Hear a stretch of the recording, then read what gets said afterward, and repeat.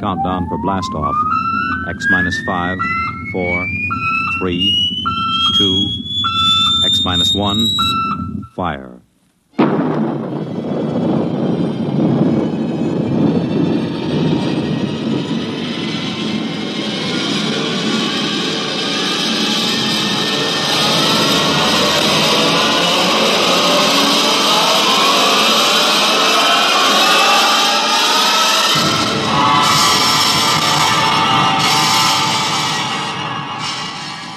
From the far horizons of the unknown come transcribed tales of new dimensions in time and space. These are stories of the future, adventures in which you'll live in 1,000,000 could-be years on 1,000 maybe worlds. The National Broadcasting Company, in cooperation with Street and Smith, publishers of astounding science fiction, presents X minus 1.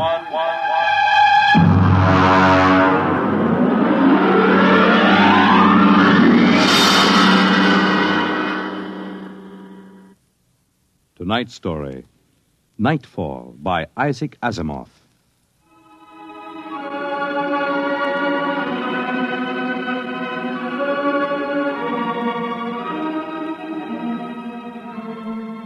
Ralph Waldo Emerson speculated, if the stars should appear one night in 1,000 years, how would man believe and adore and perceive for many generations the remembrance of the city of God?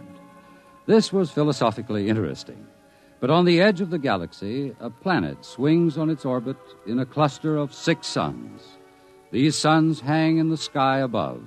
Never less than 2 shine down through the entire 23.8 hours of the planet's day.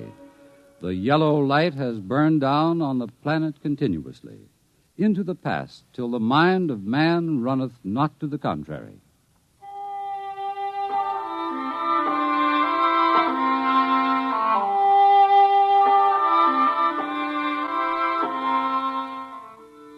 Theroman was a reporter for the Saro City Chronicle. He covered them all, from the night police beat to politics to the sports pages, and the city editor wanted him to cover the biggest story of the year, perhaps of all time. It was an interview, a particularly difficult interview. But then, since his first days as a cub, Theroman had specialized in difficult interviews. It cost him bruises, black eyes, and broken bones, but it had gotten him an ample supply of coolness and self-confidence. He didn't expect violence, though, from an astronomer. You're from that newspaper? Well, you got a lot of gall coming here. Well, now, look, Dr. Aton, it's only a job. I've read your paper. You've been writing this observatory for 2 months now. You've attacked me personally. I have nothing to say to you. Well, this is your chance to get your side into the paper. Look, Dr. Aton, I'll give it to you straight. 2 months ago, the observatory issued a press statement that the world was coming to an end. Now, that's the same story the cult of the Book of Revelations had been preaching. Now, when a scientist backs that up, it's news. Our conclusions have nothing to do with the cult. The cult is full of superstition and mysticism. We're scientists. You've got the people pretty angry. It doesn't matter. If I can't get the story from you, I'll have to go somewhere else. Go ahead. The paper can be pretty rough on someone who doesn't cooperate, Dr. Aton. Young man, if you're not out of the observatory within 5 minutes, I shall call the police. Now get out.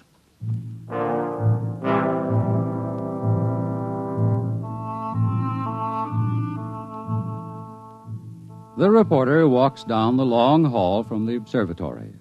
The light filters through the high, clear-story windows, the yellow light of Gamma, the brightest of the 6 suns in the planet's sky. Beta is almost at zenith. Its red light floods the landscape to an unusual orange. The planet's sun Alpha is at the antipodes, and now as Gamma sinks below the horizon, the red dwarf sun Beta is alone, grimly alone. It's a short drive from the observatory to Saro City, and the red light glares from the highway. The temple of the cult stands hewn from the solid rock of the Dormite Mountains outside the city, and in the inner courtyard stands Sor, the priest of the cult.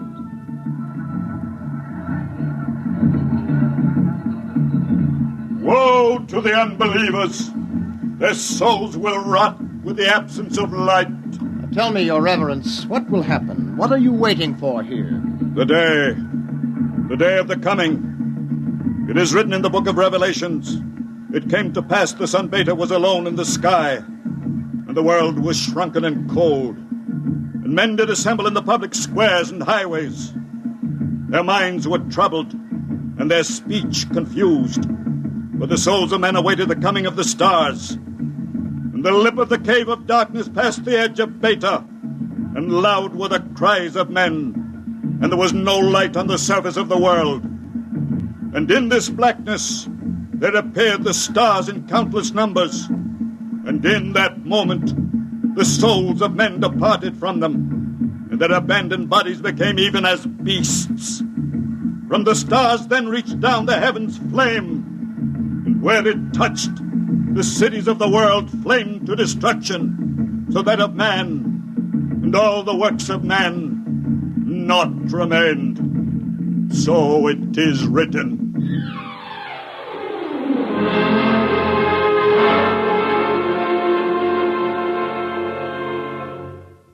Dr. Sharon, you're the only scientist I could find in the city. Where is everybody? In the hideout. The hideout? Yes, but the place bored me. I wanted to be out here where things are getting hot.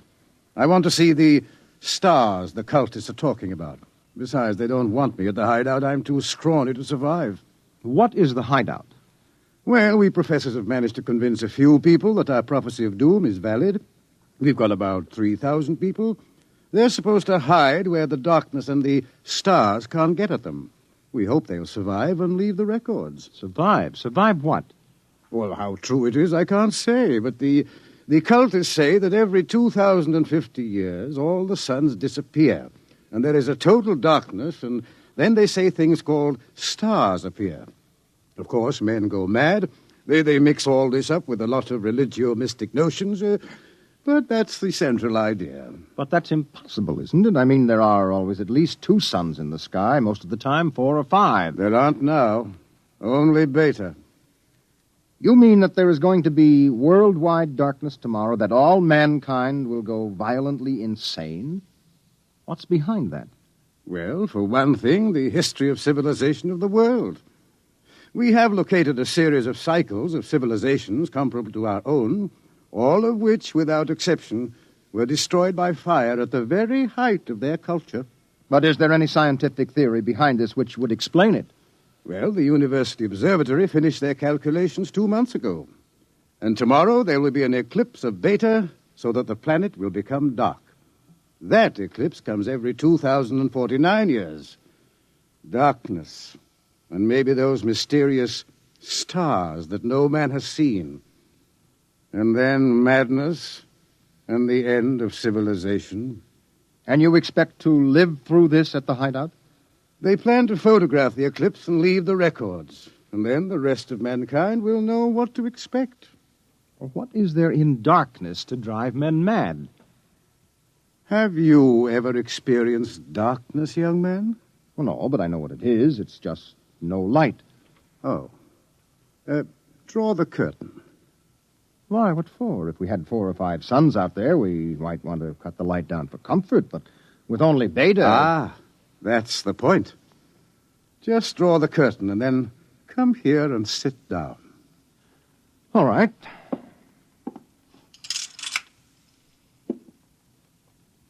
I can't see you. Feel your way. But I can't see you. I can't see anything. Do you like it? Oh, it's awful. The walls seem to be closing in on me. I keep wanting to push them away. All right. Draw the curtain back again. Oh, the light. Do you have a drink? Right here. Now, that was just a dark room. Yes, but it wasn't really so bad. You're afraid? Just darkness could do that? This isn't just a metaphysical theory, young man. It's promulgated from observed data. Well, come with me. Where? The locked wall down the corridor.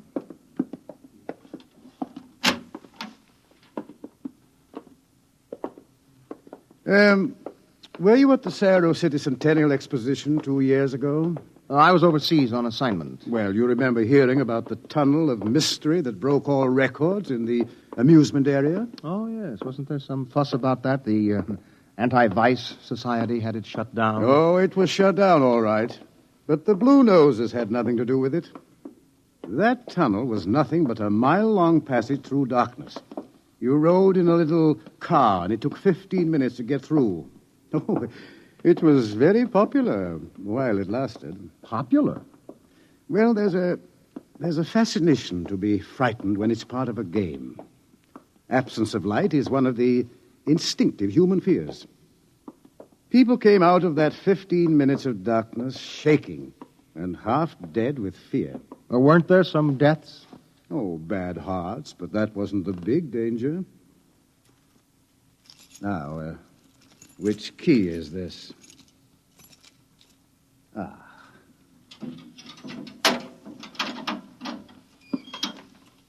Where are we going? You'll see. No, the heart attacks were actually good for business, but there was something else.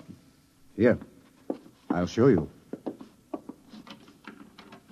I want you to see somebody. Latimer. Latimer. Go away. Latimer, I want you to meet somebody. This is Mr. Theremin. No, go away. Hello? He's pushing me. Make him stop pushing me. Go away.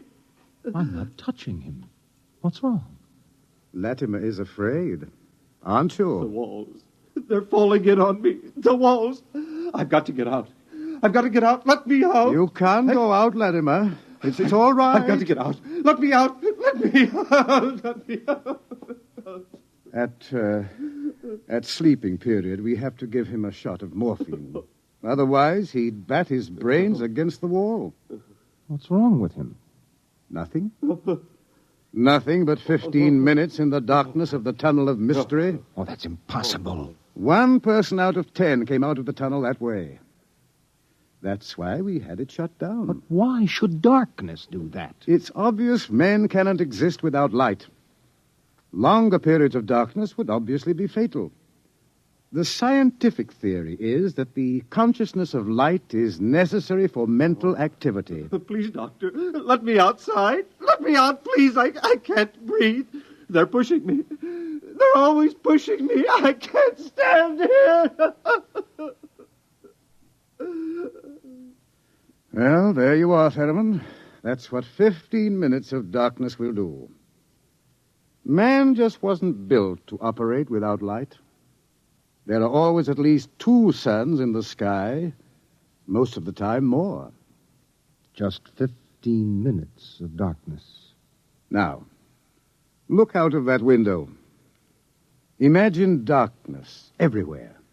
No light as far as you can see. Black. Everything black. And, stars, whatever they are. Can you conceive it? No, your mind wasn't built for that conception. When the real thing comes, you will go mad. Completely and permanently. There is no question of it. Tomorrow, there won't be a city left standing in the world. Why should the cities be destroyed? If you were in darkness, what would you want more than anything else? What would it be that every instinct would call for? Light. And how would you get light? I don't know. You'd burn something. They've got to have light. They've got to burn something. And every city in the world will go up in flames. Well, shall we go back to my office, Mr. Theremin, and have another drink?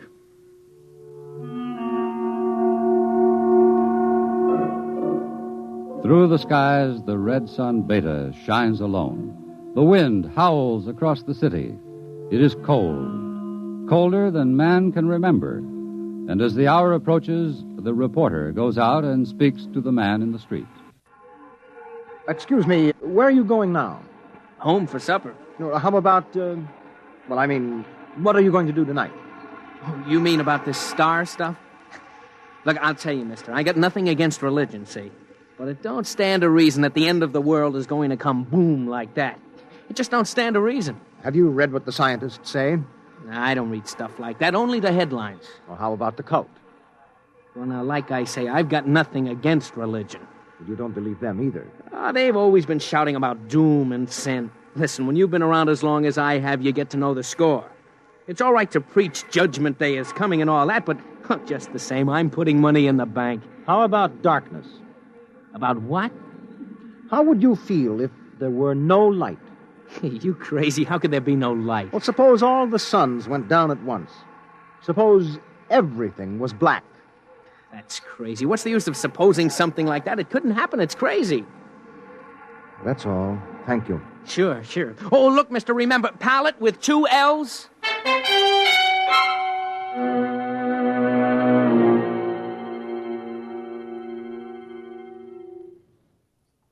All this talk of scientific explanation, it's sinful, that's what it is. Are you a member of the cult, sir? Sure I am. Been a member since I was a boy. My daddy was a member, too. I've seen the books. It's all written down in the books. Don't you believe the scientist's explanation? Don't need it. Going to save my immortal soul. I'm going to stay on the mountaintop in a white robe while the stars carry me away to glory. Blessed be the stars. Amen. What are the stars? The glory, the breath of the heavens, the spirit of the ultimate. That's what they are. The observatory has announced that it intends to take pictures of the stars. Blasphemy. I sold my house. I gave all my money to the poor. Won't need it anymore. I'm going to heaven with the stars. Glory, glory, going with the stars.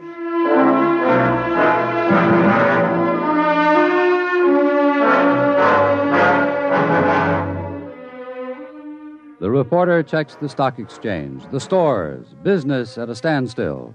Doesn't pay to buy anything today, not if the world is going to end tomorrow.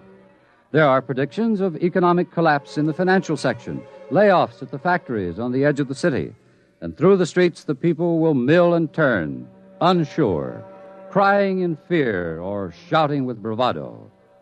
The story isn't here in the city, and so as the hour approaches, the reporter goes again to the observatory, high in the hills. Look, Dr. Aton, if you are right, if the world is going to be destroyed, what is the difference if I stay here and observe and take notes? Nothing, I suppose. You will be in the way. We have work to do. If I stay out of the way. Hello. Oh, this place is like a morgue. It's freezing outside. The wind is enough to hang icicles on your nose. Beta doesn't seem to give any heat at all, the distance it is. Why aren't you in the hideout, Sharon? Me? I'm part of the race that isn't worth perpetuating. Who's got a bottle? There'll be no alcohol today. Be too easy to get my men drunk. I can't afford to tempt them. All right, Thurman, you can stay. Time we took our positions, the observatory dome is up these stairs. After you. Ah! What is that? Up in the dome, quick! What is it? It's the plates. The photographic plates are all smashed. There he is. A cultist. He's going for the telescope. After him. All right, I've got him. Let go! No. Let go must be destroyed! It must be! It's all right. He didn't harm anything. Let him up. Well, that's the high priest. I was talking to him yesterday. All right. What do you want? Nothing that you would give me of your own free will. I made a bargain with the cult to give me certain data that you had.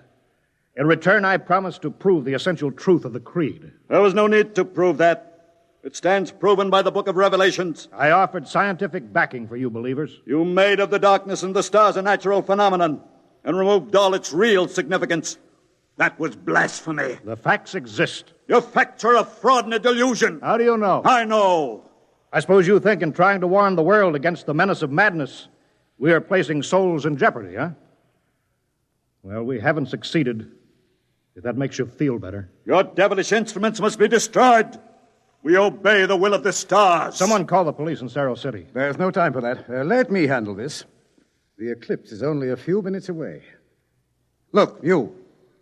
Will you give your word of honor to cause no trouble? I will not. Listen.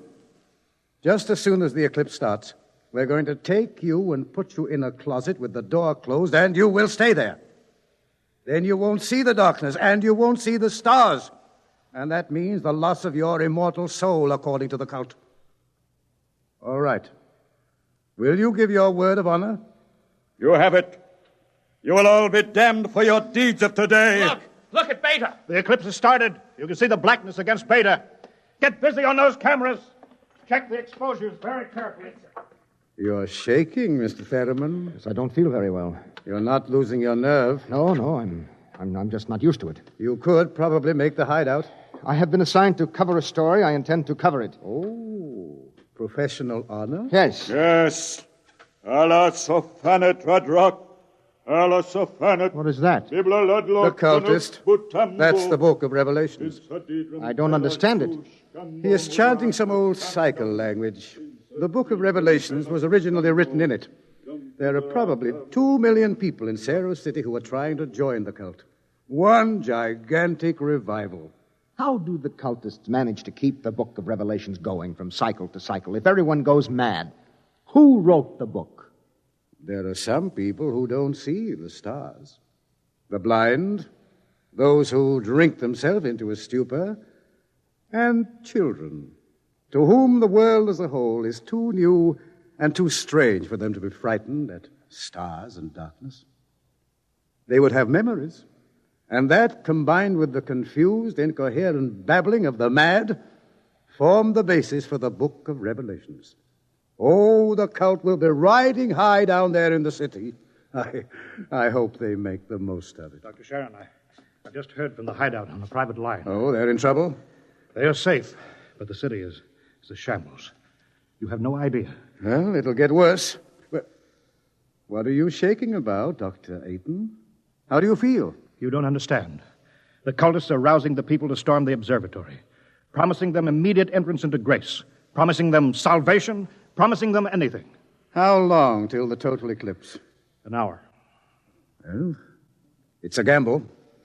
It will take time to get a mob out here. If the darkness comes first, we're all right.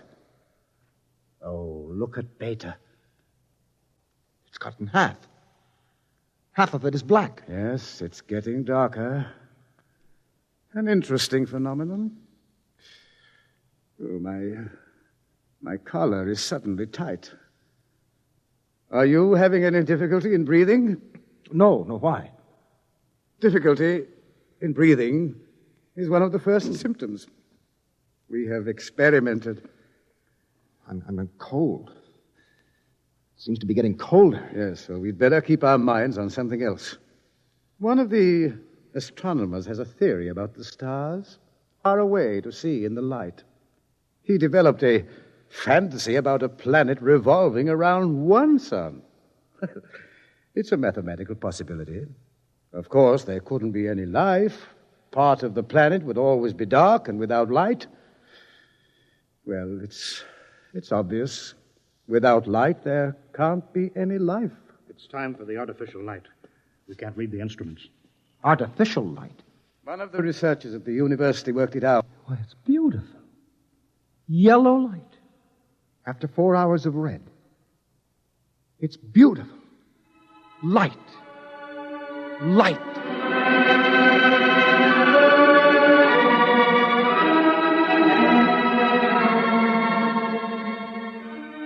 The dome is quiet.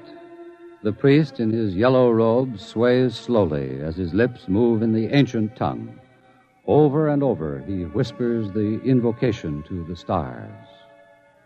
The technicians hunch over the instruments, and the sky gradually turns a horrible, deep purple red, and the air grows denser.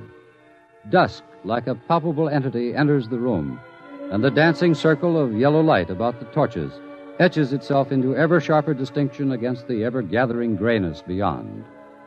Outside, Beta is a mere smoldering splendor, taking a last look at the world.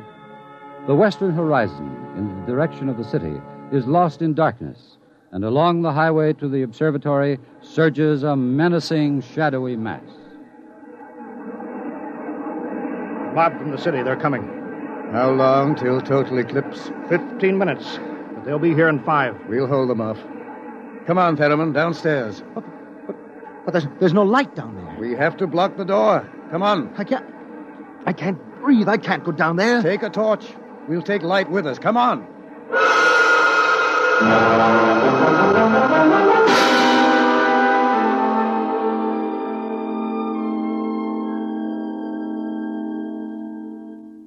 Ayton.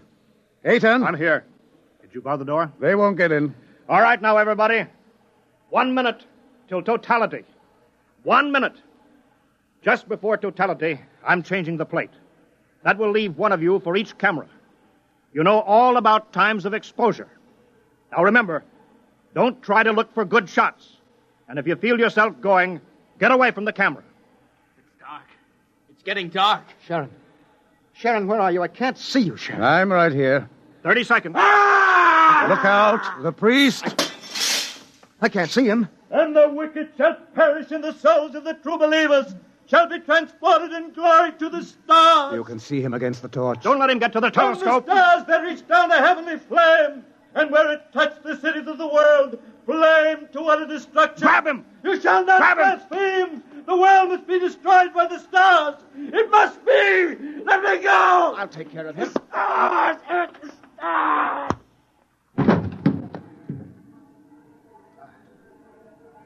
5 seconds to totality. 4, 3, 2, 1.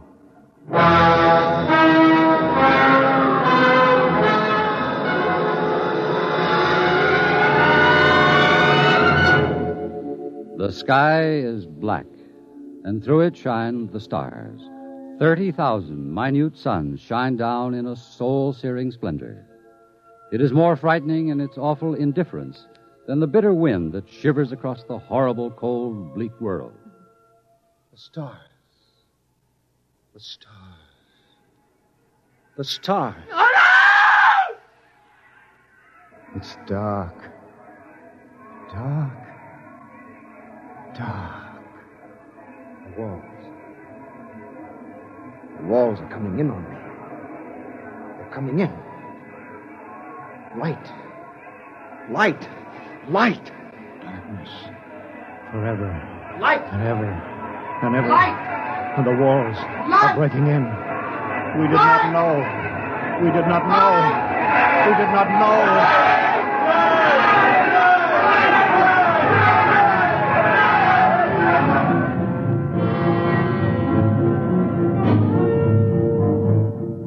On the horizon, in the direction of the city, a crimson glow begins growing. 1,000 fires strengthen in brightness that is not the glow of the sun. 1,000,000 fires, as a world mad in the darkness screams in terror for the light. The night has come again.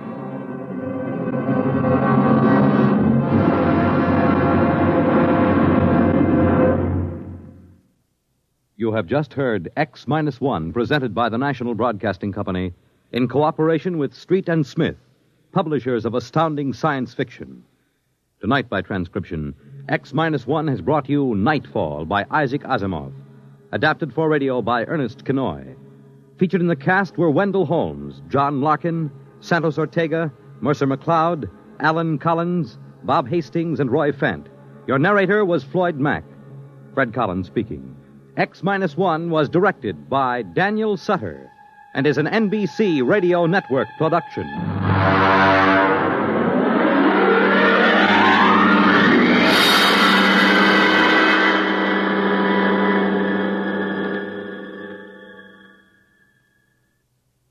It's groomed for your interests. Weekday NBC Radio.